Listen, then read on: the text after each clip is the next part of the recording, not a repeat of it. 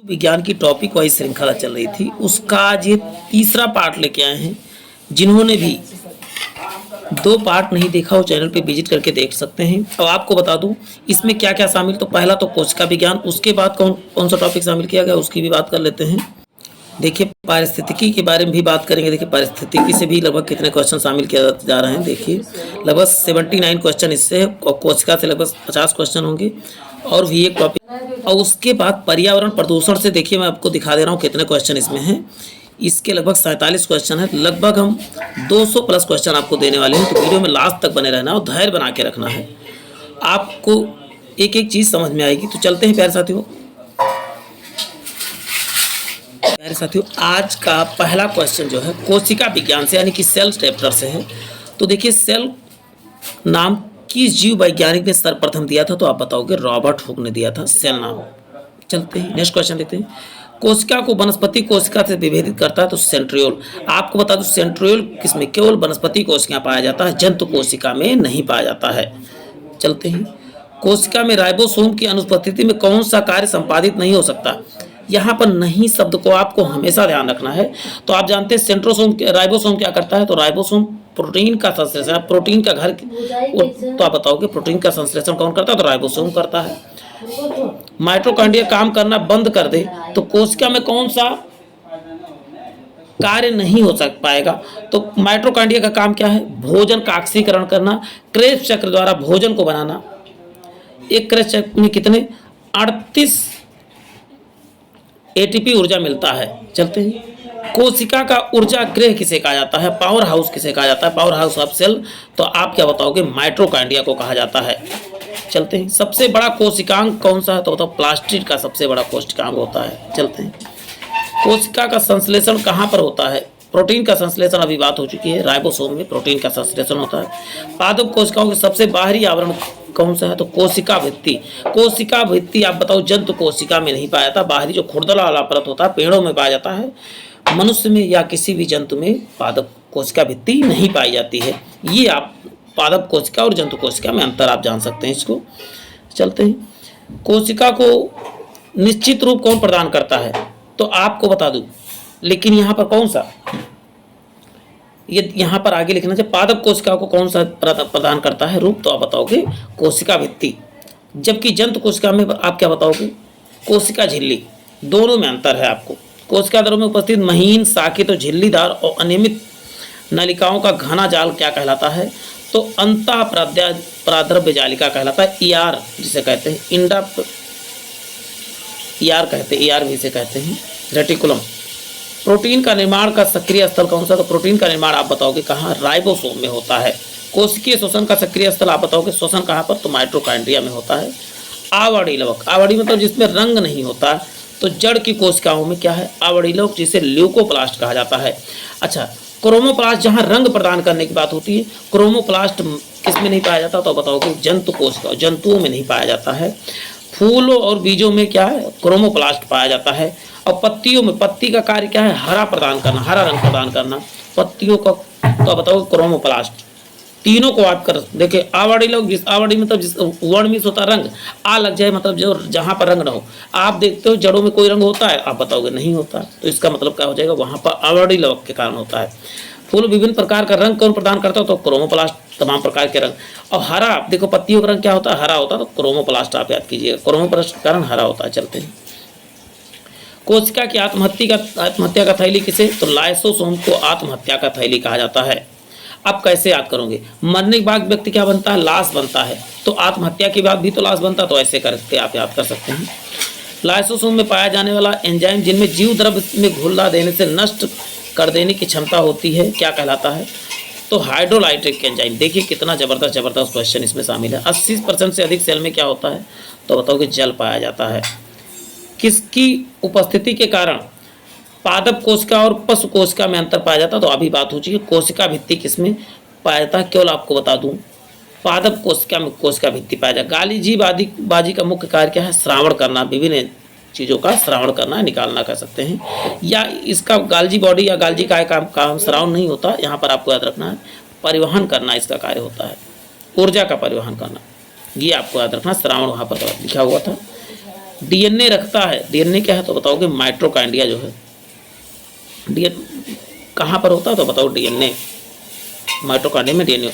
कौन सा कोशिकांग प्रोटीन के संश्लेषण का प्रमुख भूमिका निभाता है तो आप बताओगे इंडोप्लाज्मिक रेटिकुलम एवं राइबोसोम, दोनों जगह प्रोटीन का संश्लेषण होता है।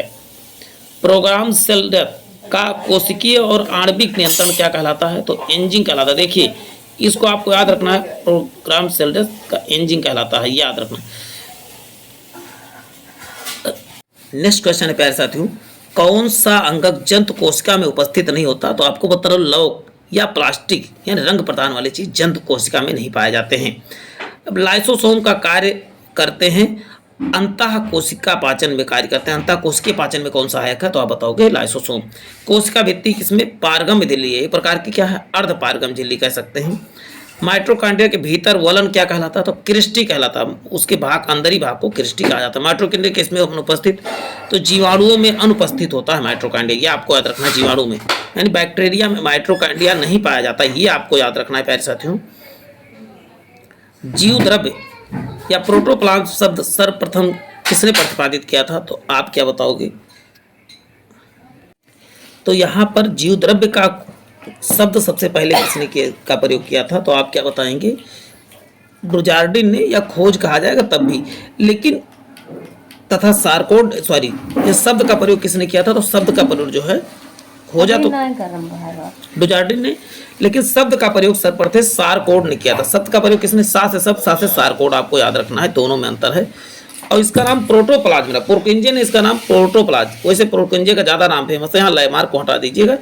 पुरकुंजे ने इसको प्रोटोप्लाज्म कहा था, पा से पुरकुंजे पा से प्रोटोप्लाज्म, प्रोटोप्लाज्म शब्द किसने कहा था इस, लेकिन यहाँ पर प्रोटोप्लाज्म अंग्रेजी भी दिया हुआ है तो ये याद रखना है आपको। प्रोटोप्लाज्म किसने पुरकुंजे ने दिया था, प्रोटोप्लाज्म पुरकुंजे। जबकि यहाँ पर एक कंफ्यूजन तो आप सबको यही याद रखना है, जीव द्रव्य किसने पुरकुंजे ही याद रखना, लयमार्क को हटा के। सार कोड क्या है, चलते हैं प्यारे साथियों नेक्स्ट क्वेश्चन देखते हैं। तो जीव द्रव्य का खोज सर्वप्रथम आप बताएंगे पुरकुंजे ने किया था सर। नेक्स्ट है डीएनए का डबल हेलिक्स मॉडल, द्वि हेलिक्स मॉडल किसने दिया था तो आप बताओगे वाटसन और क्रिक ने दिया था। न्यूक्लियस की खोज किसने किया था तो न्यूक्लियस की खोज आपको क्या बताओगे ब्राउन ने किया था, रॉबर्ट ब्राउन ने किया था। उसका क्रियात्मक इकाई कौन सी तो बताओ केंद्रक है, केंद्रक द्वारा जो किया जाता है। गुणसूत्र का खोज देखिए, गुणसूत्र का खोज देखिए कई बार आया हो तो आप बताओगे वाल्डेर ने किया था। तापराद्रव्य जालिका ईआर की खोज किसने किया तो आप बताओगे पोर्टर ने। इलेक्ट्रॉन सूक्ष्मदर्शी की खोज किसने किया तो बताओ नाल तथा रुस्का ने किया था। वास्तविक केंद्रक किसमें अनुपस्थित होता है तो आप बताओगे जीवाणुओं में अनुपस्थित होता है। सर्वाधिक संख्या में गुणसूत्र पाए जाते हैं तो आप बताओगे आफियोग्लोसिस में पाया जाता है। जीवन की आधारभूत इकाई क्या है तो आप बताओगे प्रोटोप्लाज्म या जीव द्रव्य को कहा जाता है। कोशिका की आणविक जीव विज्ञान का केंद्र कहाँ पर है तो आप आणविक जीव विज्ञान केंद्र तो बताओगे हैदराबाद में। सबसे छोटी कोशिका किसे तो माइकोप्लाज्मा गैलीसेप्टिकम है। सबसे बड़ी कोशिका तो बताओगे शुतुरमुर्ग के अंडे का होता है। पोषकों में कौन सा पौधों के कोशिका भित्ति एवं संरचना घटक है तो बताओ मैग्नीज जो है एक का है पोषक के रूप में, पोषक तत्व के रूप में कार्य करता है। नेक्स्ट है कोशिका कला वर्णात्मक पारगम्य होती है क्योंकि यह क्या है कुछ अणुओं के अंदर या बाहर की ओर संचलन कोशिका में से होने नहीं देती, जबकि अन्य अणुओं के भी संचलन को रोक दिया जाता है। अब चलते हैं नेक्स्ट टॉपिक देख लेते हैं। प्यारे साथियों आपको नेक्स्ट टॉपिक दिख रहा हो पारिस्थितिकी से दिख रहा है। पारिस्थितिकी शब्द सर्वप्रथम किसने दिया तो आप क्या बताओगे रिटर ने दिया था, लेकिन पारिस्थितिकी तंत्र के जनक कौन है तो आप बताओगे टांसले है। तंत्र और टांसले आपको याद रखना है, एजी टांसले। नेक्स्ट है जीवधारियों में उनके वातावरण के बीच अंतर अपक्रिया के अध्ययन को क्या कहा जाता है तो आप क्या बताओगे पारिस्थितिकी कहा जाता है। इस समय बीपीएससी की परीक्षा हो रही है उसके लिए तो बहुत इंपॉर्टेंट साबित हो सकता है, और भी जितनी परीक्षाएं सब में पारिस्थितिकी से पर्यावरण से क्वेश्चन तो आते ही आते हैं। स्वपारिस्थितिकी यानी ऑटो इकोलॉजी का अभिप्राय क्या है, व्यक्तिगत जीवधारी का पारिस्थितिकी अध्ययन क्या कहलाता है, ऑटो इकोलॉजी कहलाता है। देखिए अभी बात पारितंत्र की हो गई थी, इकोसिस्टम की हो गई, तो इकोसिस्टम एजी टास्नेल आप इसको इजीली याद कर सकते हैं, सिस्टम या तंत्र ट्रांसले याद कर सकते हैं। और पारिस्थितिकी शब्द किसने दिया था बताओ, रिटर ने दिया था। पारितंत्र की सही परिभाषा वातावरण के सभी जीवों का समुदाय जिसमें हम रहते हैं वो क्या कहलाता है, पारितंत्र कहलाता है। पारितंत्र दो घटक कौन है तो आप बताओगे, जीवीय और अजीवीय, जैविक तथा अजैविक। कौन पारितंत्र का अजीविक घटक है तो आप बताओगे, जल जो है ये अजैविक घटक है, ये जीवित नहीं इसका। किसी पारिस्थितिकी तंत्र में कौन ऊर्जा का प्रवाह के बारे में सही क्रम है तो पहले क्या होता है, उत्पादक होता है, तब उपभोक्ता होता है, फिर अपघटक होता है। अपघटक क्या होते हैं, जो बैक्टीरिया और ये सब होते हैं, ये अपघटक कहलाते हैं। उत्पादक जो क्या पेड़ पौधे और जो घर ये सब होते हैं। खाद्य श्रृंखला का बनती है उत्पादकों, उपभोक्ता तथा अपघटकों से बनती है, ये आपको याद रखना है। श्रृंखला प्राथमिक उपभोक्ता कौन से कहलाते हैं, प्राथमिक उपभोक्ता शाकाहारी कहलाते हैं, ये आपको याद रखना। बहुत बेहतरीन क्वेश्चन आपके सामने लाया हूँ। किसी पारतंत्र में उत्पादकों का कार्य होता है क्या, सौर ऊर्जा को पकड़ना एवं रासायनिक ऊर्जा को बदलना। सौर ऊर्जा से रासायनिक ऊर्जा में बदलना, पकड़ना नहीं होना चाहिए था। परतंत्र में ऊर्जा का प्राथमिक स्रोत क्या है तो बताओगे, सूर्य का प्रकाश क्या है प्राथमिक स्रोत है। किसी पाठ्यक्रम में सबसे बड़ी संख्या किसकी होती है, प्राथमिक उत्पादकों की सबसे अधिक संख्या होती है। वायु में एल की क्रिया द्वारा भूमि को हटाया जा सकता है तो किसके द्वारा तो आप बताओगे, अपर्दन के द्वारा। ये साफ साफ ये कहना चाह रहा है, वायु के द्वारा भूमि का कटाव क्या कहलाता तो भूमि अपर्दन कहलाता था, या मृदा अपर्दन कह सकते हो। मृदा अपर्दन को किसके द्वारा आप क्या बताएंगे प्यारे साथियों, वनों को लगाएंगे तो मृदा अपर्दन यानी मृदा का कटाव सबसे कम होगा। बाढ़ को किसके द्वारा रोका जाता है तो नदियों पर बांध बनाकर या वृक्षारोपण करके हम बाढ़ को क्या कर सकते हैं, बाढ़ को रोक सकते हैं। मैंग्रोव वाले जौरीय वन कहाँ पर पाए जाते हैं, आप बताओ सुंदरवन डेल्टा में जो है मैंग्रोव वाले वन पाए जाते हैं। आवाज़ थोड़ा इधर उधर की भी आ रही तो उसका टेंशन लीजिए, घर में रहते हैं तो थोड़ा बहुत आवाज़ तो आती है, हमारे पास कोई स्पेशल लैब नहीं है। मैंग्रोव वनस्पति का मुख्य घटक क्या है तो आप बताओगे, राइजोफोरा क्या है, मैंग्रोव वनस्पति का मुख्य घटक है। समुद्र के किनारे वनस्पति क्या कहलाती है तो आप बताओ, लवणोद्भिद वनस्पति कहलाती है या नमकीन वाली वनस्पतियां कहलाती हैं। न्यूनीकृत पत्तियों में धंसे हुए रंध्र किसके प्रमुख लक्षण है तो आप क्या बताओगे, शुष्कोद्भिद कहलाते हैं। शुष्कोद्भिद मतलब जो छोटे छोटे पत्तियों से शुष्क रहते हैं, चलते हैं। मरुद्भिदों में लंबा मूल तंत्र होता है, क्योंकि आप जानते हैं मरुद में होता है जब मरुस्थल में होते हैं, और उनका क्योंकि पानी के खोज में जमीन के बहुत नीचे चले जाते हैं, जैसे जहाँ पर उनको जल मिलता है फिर जल की कमी होती है, फिर और नीचे चले जाते हैं कि जल आप जहाँ पर भी आप बताएंगे मरुस्थल वाले पौधों के जड़ें बहुत लंबे होते हैं। गहरे जलस्तर के अवशोषित करने के लिए जड़ें गहराई में चली जाती है, अभी बात हो चुकी है। यदि संसार के पौधे मर जाएं तो किसकी कमी कारण जंतु मर जाएंगे तो ऑक्सीजन की कमी से जो है जंतु सभी मर जाएंगे। आदि पादप वैसे स्थानों पर पाए जाते हैं जहाँ पर क्या वर्षा पूरे वर्ष होती है। वर्षा क्या होती है, पूरे वर्ष होती है। आज पर इपीफाइट जो है, इपीफाइट मतलब क्या होता है, जहाँ पर वर्षा पूरे वर्ष होती है उसे इपीफाइट पौधे कहा जाता है। मेरिकोफिली में लाभदायक संयोजन के लिए पुष्पी पादपों को कहते हैं चींटियों के बीच पाया जाता है। संसार का सबसे बड़ा पारतंत्र क्या है तो सागर या समुद्र क्या है, संसार का सबसे बड़ा पादप है। मृदा का सबसे बड़ा पारतंत्र वन रोपण द्वारा। जब हम बकरी का मांस खाते हैं तो हम द्वितीय को भोगता है। सौर ऊर्जा किससे प्राप्त है, सौर ऊर्जा बताएंगे, सूर्य से सौर ऊर्जा प्राप्त होती है। खाद्य श्रृंखला से अभिप्राय है किसके द्वारा तो आप क्या बताओगे, एक जीव दूसरे पर क्या होता है, निर्भर होता है। हाइड्रोफाइट क्या होता है, जलीय जीव को हाइड्रोफाइट कहा जाता है। मरुद्भिद कौन सा तो करील है, मरुद्भिद है। पर्यावरण के अजीव उदाहरण कौन तो वायु जो है अजैव उदाहरण, वायु तथा जल अजैव उदाहरण है। हाइड्रोफोनिक्स क्या है, मिट्टी के बिना पौधे में वृद्धि कहलाने से आप देखें कई पौधे होते हैं पानी में उगा ले जाते हैं, वो हाइड्रोफाइट कहलाते हैं। सौर ऊर्जा में सबसे बड़ा यौगिकरण कौन सा है तो आप बताओगे, हरे पौधे क्या है, सौर ऊर्जा का सबसे बड़ा यौगिकरण है। पारिस्थितिकी संतुलन बनाए रखने के लिए भारत में वन क्षेत्र का कितने % होना चाहिए तो 33% आपको क्या वन होना चाहिए पारिस्थितिकी संतुलन बनाए रखने के लिए। मैंग्रोव खेती के लिए प्रसिद्ध क्षेत्र क्या है तो दक्षिण परगना, दक्षिण के 24 परगना का सर्जनी जंगल जो है दक्षिण भारत की तरफ पड़ता है। एपीफाइट बहुत अधिक विकसित होती है। ये ऐसे पौधे होते हैं जो अन्य पौधों पर निर्भर करते हैं, यांत्रिक मदद है। देखिए फाइटोट्रॉन एक सुविधा है जिसमें पादप पालय नियंत्रित दशाओं में पादपों का उगना संभव हो पाता है, ये फाइटोट्रॉन कहलाते हैं। अधिकांश मरुस्थलीय पादप रात्रि के समय पुष्पित होते हैं क्योंकि मरुस्थलीय कीट रात्रि के समय सक्रिय रहते हैं। ये आपको याद रखना है। देखिए क्या कह रहा है, अधिकांश मरुस्थलीय पादप रात्रि के समय पुष्पित होते हैं क्योंकि मरुस्थलीय पौधे क्या होते हैं, रात्रि में ही, कीट जो है रात्रि में ही सक्रिय रहते हैं। रेगिस्तान में पैदा होने वाले पौधे क्या होते हैं, जीरोफाइट। कैसे याद करो, रेगिस्तान में जीरोफाइट, रेगिस्तान में पानी क्या होता है, जीरो होता है, तो ऐसे याद करिए, जीरोफाइट्स कहलाएंगे। पारिस्थितिकी के निके की संकल्पना का प्रतिपादन किसने किया, तो निके की, तो आप बताओ कि ग्रिनेल्स ने किया था। देखिए बहुत जबरदस्त पारिस्थितिकी से क्वेश्चन इसमें शामिल, लगभग 80 क्वेश्चन है। कौन सा सबसे अधिक स्थिर पारतंत्र है, तो आप क्या बताओगे, महासागर क्या है, सबसे स्थिर पारतंत्र है। मनुष्य किसके द्वारा जीवमंडल के पारिस्थितिकी संतुलन बनाए रखने सकता है, तो बताओ संबंधित पौधों की नई किस्में और पालतू पशु की नई किस्म विकसित करके।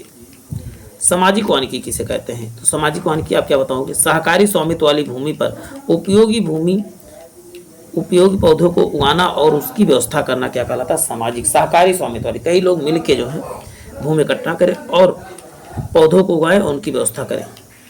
जैसे 4 परिवार हैं, 4 परिवार एक साथ मिलकर खेती करें, उसे बोलते हैं सामाजिक वानिकी कहलाता है। पृथ्वी सम्मेलन कहाँ पर हुआ था, आप बताओ, रियो डी जेनेरियो में हुआ था। राष्ट्रीय वनस्पति उद्यान कहाँ पर स्थित, तो बताओगे वनस्पति या विश्व अनुसंधान संस्थान कहे तब भी आप क्या बताओगे, लखनऊ में ही है। भारत में वन अनुसंधान संस्थान कहाँ, तो वन अनुसंधान संस्थान लखनऊ नहीं, देहरादून में है। पृथ्वी का विशालतम पारतंत्र क्या है, तो बताओ जल मंडल या इसी को सागर कह सकते हो। कौन सा एक कृत्रिम पारतंत्र है, तो तालाब जो है मानव द्वारा बनाया गया, तो एक कृत्रिम पारतंत्र है। वसुंधरा शिखर सम्मेलन कहाँ पर हुआ था, तो बताओ ब्राजील में हुआ था। रेड डाटा बुक में जानकारी मिलती है, संकटापन्न जीव का जो है रेड डाटा बुक में जानकारी मिलती है। कौन सा जैव विविधता के लिए खतरा है, तो प्राकृतिक आवास में वनस्पतियों का विनाश तथा झूम खेती। ये जो है झूम खेती क्या होता है, पेड़ को काट कर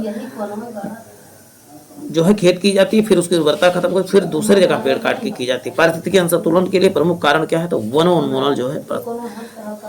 ताल पारिस्थितिक तंत्र की स्थिरता निर्भर करती है उत्पादकों तथा उपभोक्ताओं पर।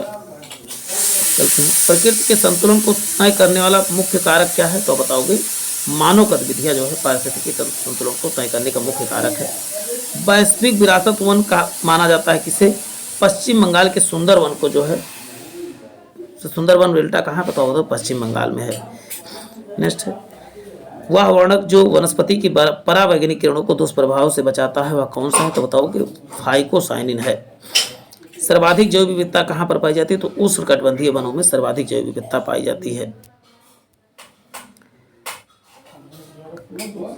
देखिए नेक्स्ट है, काजीरंगा किसके लिए फेमस है, तो बताओ काजीरंगा असम है। और किसके लिए, एक सींग के गैंडे के लिए फेमस है, आपको याद रखना है।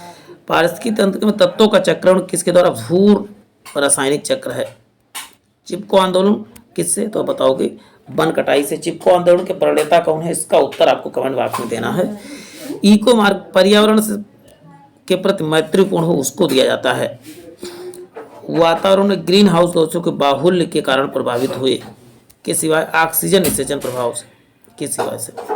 ओजोन इतनी सांद्रता है संकीर्ण के फुफ्फुसीय रोग के कारण मानव स्वास्थ्य को प्रभावित करती है, तो बताओ 9 ppm ये है, तो फुफ्फुसीय रोग हमारे स्वास्थ्य को क्या करती है, प्रभावित करती है।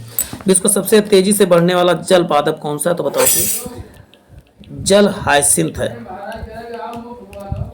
2008 से 12 के बीच ग्रीन हाउस गैसों को किलोमीटर करने के अंतर्राष्ट्रीय समझौता, कितने किलोमीटर करने के लिए, तो आप बताओ कि क्योटो प्रोटोकॉल में जो किया गया था गैसों को कम करने का किलोमीटर लिखा, कम करने का बात, तो क्योटो प्रोटोकॉल में किया गया था बात कि ग्रीन हाउस गैस को कम किया जाए। विश्व के पादप मर जाएं तो सभी पशु और किसकी कमी कारण मर जाएंगे, तो अभी बात हो चुकी है ऑक्सीजन की कमी से सभी लोग मर जाएंगे।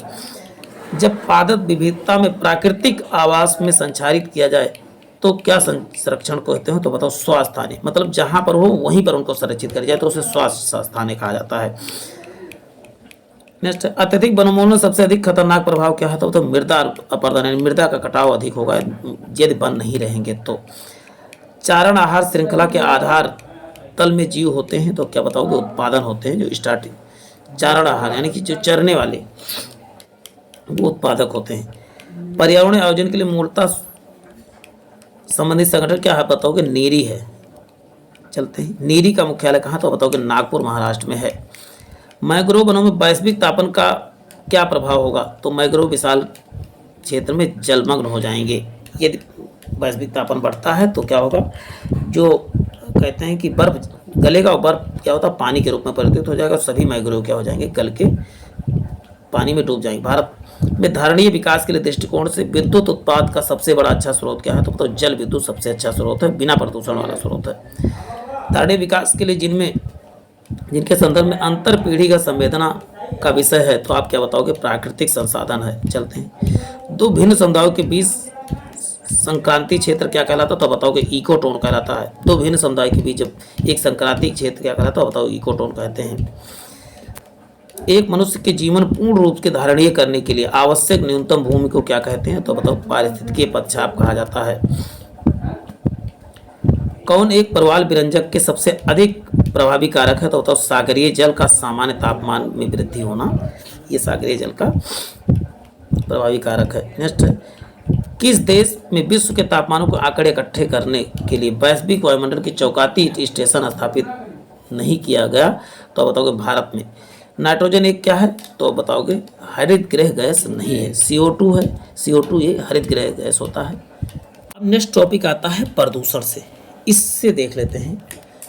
वायु प्रदूषकों को विश्वसनीय संकेतक क्या है, तो बताओ लाइकेन और मॉस जो होते हैं वायु प्रदूषकों का विश्वसनीय जो है संकेतक हैं। लाइकेन किससे बनता है, तो लाइकेन बनता है कवक तथा सहवाग से। मोटर कार में उत्पन्न प्रदूषक मानसिक रोग पैदा करता है, कौन सा, तो बताओगे TB यानी लेड जो है कह सकते हैं। कार्बन मोनोऑक्साइड प्रदूषक है क्योंकि यह हीमोग्लोबिन से संयोग करके जहरीला बना देता है और लोगों की मृत्यु इस कदर हो जाती है कि लोग जान भी नहीं पाते। इसे साइलेंट किलर के नाम से जाना जाता है। वायु प्रदूषक क्या है, तो CO है।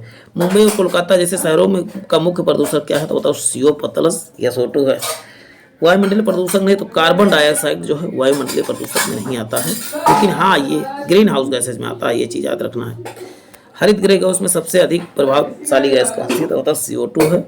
मेट्रोपॉलिटन नगरों में या महानगरों में कौन सा, तो स्वचालित वाहन यदि चला दिया जाए प्रदूषण का प्रमुख स्रोत स्वतः चालित वाहन, ये गलत है। प्रदूषण का मुख्य स्रोत कहो तो पेट्रोल डीजल वाले वाहन, यहाँ पर स्वचालित वाहन नहीं होना चाहिए था। चलते हैं, कौन सा गैस हीमोग्लोबिन से संयुक्त कर रक्त को विषैला पदार्थ बना देता है, तो बताओ CO या कार्बन मोनोऑक्साइड कहते हैं इसी को। भोपाल गैस त्राइड में कौन सा, तो मिथाइल आइसोसाइनाइड जो है का रिसाव हुआ था और लोगों की मृत्यु हो गई थी। किस वायु प्रदूषक के कारण मनुष्य के तंत्रिका तंत्र संबंधी रोग पैदा होता है, तो बताओ सीसा यानी PB, जो पेट्रोल वगैरह में शीशा में मिलाया जाता है, इसके कारण से। मनुष्य के रक्तस्राव को बढ़ा देता है और दिल संबंधी रोग पैदा करता है, तो बताओ कैडमियम जो है ऐसा करता है। चलते हैं, लोहे के खानों में काम करने वाले मजदूरों की सक्रियता को कौन सा रोग हो जाता है, तो बताओ सिलिका। लोहे के खानों में काम करने वाले मजदूरों को लौह सक्रियता रोग हो जाता है, किसके कारण से, तो सिलिका यानी बालू के कारण से। वायुमंडल CO2 का निर्माण करो जीवों के श्वसन से। ताजमहल की क्षति हुई है मथुरा तेल शोधन से निकलने वाली वायु प्रदूषकों से हुई थी। मनुष्य में कार्बन मोनोऑक्साइड का वातावरण की मृत्यु हो जाती है क्योंकि यह हीमोग्लोबिन संयुक्त कर अवशोषित कर में अयोग्य बना देता है।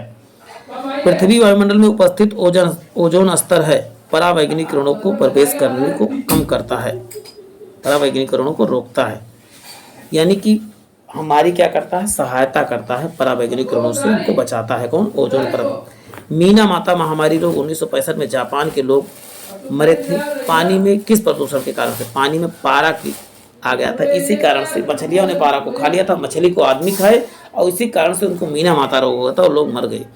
जल प्रदूषण को मापने के लिए जांच की जाती है तो बायोकेमिकल ऑक्सीजन डिमांड यानी BO कहते हैं, BOD जांच की जाती है, BOD। DDT क्या है, एक जैव घटनीय प्रदूषक है DDT। चलते हैं, सूर्य से आने वाली हानिकारक परावैंगनिक विकिरणों से क्या होता है, तो त्वचा कैंसर हो जाता है। यदि जल का प्रदूषण वर्तमान गति से होता रहा तो जल पादपों के लिए ऑक्सीजन के अणु अपर्याप्त हो जाएंगे। नदियों में प्रदूषण को मापा जाता है, ऑक्सीजन की घुली मात्रा को मापा जाता है। कौन सी गैस वायु प्रदूषक नहीं है, तो आप क्या बताओगे, CO2। कौन सा वाहन प्रदूषण का भाग नहीं, तो बताओगे हाइड्रोजन जो है नहीं है। ऊर्जा के किस रूप में प्रदूषण की समस्या नहीं होती, तो बताओगे मोर। अधिकतम ध्वनि प्रदूषण का कारक क्या है, तो आप बताओगे जेट विमान जो है अधिकतम उड़ान, जेट उड़ान या जेट विमान जो है अधिकतम प्रदूषण फैलाता है। पर्यावरणीय अनुसंधान संस्थान कहाँ पर स्थित है? तो बताओ दिल्ली में स्थित है। मानव जनित पर्यावरण प्रदूषण कहलाते हैं तो बताओ परजैविक कहलाते हैं। चलते हैं। वायुमंडल जिस ओजोन छिद्र का पता लगाया जाता है, कहाँ पर छिद्र पता लगाया? तो अंटार्कटिका में। अभी तक ओजोन परत में एक जगह छेद हुआ था, अंटार्कटिका में ही छेद हुआ था। कौन सा वैश्विक उष्णता के लिए उत्तरदायी? तो CO2 और मीथेन जो है वैश्विक तापमान के लिए ग्रीन हाउस गैस के लिए उत्तरदायी गैस हैं। वायुमंडल में उपस्थित ओजोन परत अवशोषित करती है।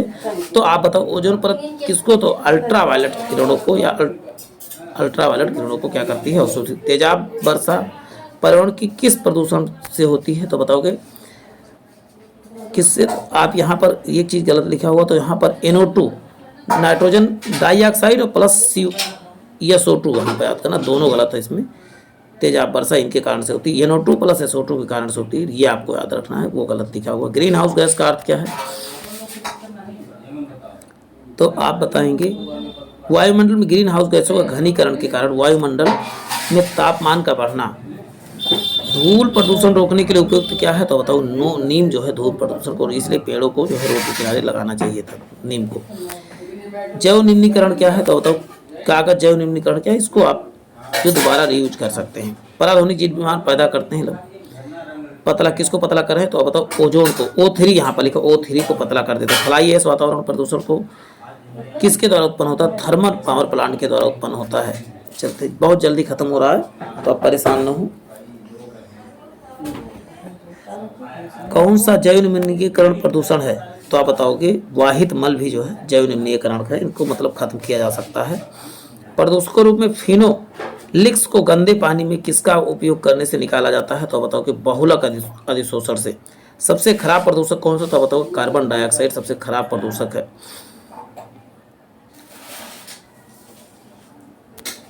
किसके द्वारा जल प्रदूषण को साफ करने के लिए बायोफिल्टर के रूप में पायला ग्लोबोसा प्रयुक्त किया जाता है? तो कैडमियम के जो है प्रदूषण को, तो आप क्या बताओ पायला ग्लोबोसा का प्रयोग किया जाता है। वायु प्रदूषण के कारण लोगों के फुसफुस कैंसर अधिक मारने वाला रोग है? तो बताओ वात स्फीति। वात स्फीति को ही। नेक्स्ट क्वेश्चन देख लेते हैं प्यारे साथियों। कौन सा ईंधन न्यूनतम पर्यावरण प्रदूषण उत्पन्न करता है? तो बताओ हाइड्रोजन जो है सबसे कम पर्यावरण प्रदूषण उत्पन्न करता है। अप्रतिम औद्योगिक प्रवाह उत्तर जल प्रदूषक पर नियंत्रण रखने के लिए उपयोगी सिद्ध हुआ? तो बताओ जल संबुल जो है क्या करता है? औद्योगिक प्रवाह को उत्पन्न करने वाला प्रदूषण को नियंत्रण करने के लिए उपयोगी सिद्ध हुआ। नेक्स्ट है भूमिगत जल को दूषित करने वाला अजैविक कौन सा है? तो आप बताओगे आर्सेनिक जो है भूमिगत जल को सबसे अधिक प्रभावित करता है। भूमिगत जल में प्रवाह के साथ नीचे की ओर बहने वाले प्रदूषकों को क्या कहते हैं? निछालक कहते हैं। तो प्यारे साथियों आज के लिए इतना ही, फिर मिलते हैं नेक्स्ट सेशन में। जय हिंद, जय भारत।